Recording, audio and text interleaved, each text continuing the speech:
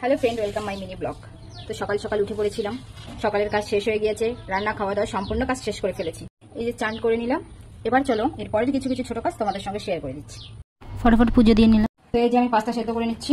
Pasta মোটামুটি সেদ্ধ হয়ে এসেছে। সঙ্গে নিয়ে নিয়েছি লঙ্কা কুচি, রসুন কুচি, পেঁয়াজ কুচি আর চিকেনটা ছোট ছোট পিস করে নিয়েছি। এই দেখো সবকিছু ভালোভাবে নেড়ে চেড়ে ভেজে নিয়েছি।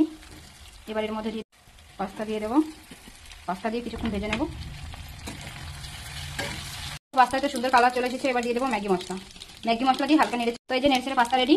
এবার এই থালের মধ্যে নিয়ে নেবো। থালে নিয়ে কারাটিকে থালে নিয়ে নিয়েছি। ঠিক দেখো রান্না হতে না হতে সব খুলে এই যে স্থানে পাঠিয়ে দিয়েছি। এই যে সব মেজে নিয়েছি। দেখো সব কাজ হয়ে গেছে, কিন্তু ড্রামে জল রয়েছে, জলগুলো না ফেলে গেলে পোকা হয়ে যাবে, তাই ড্রামে জলগুলো ফেলে নেব। তো পাস্তা তো ঠান্ডা হয়ে গেছে, এবার টিফিন বক্সে নিয়ে ভরে নেব।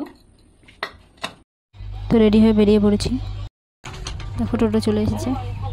আ যাও, চলে যাও। তো ওপর থেকে দিদিভাই টাটা দিচ্ছে। তো ঘর থেকে বেরিয়ে গেলাম 1 মাসের জন্য। তো স্টেশনে যাওয়ার আগে শপিং করে নিলাম, দুজনেরই শপিং হয়ে গেল। তো ফাইনালি স্টেশনে চলে এসেছি। এই দেখো বড়মশাই আগে আগে যাচ্ছে আর আমি পিছিয়ে পিছিয়ে যাচ্ছি তার। তো দেখো ফাইনালি ট্রেনে বসে পড়েছি, আর নামবো আজ 11টায় দিল্লিতে।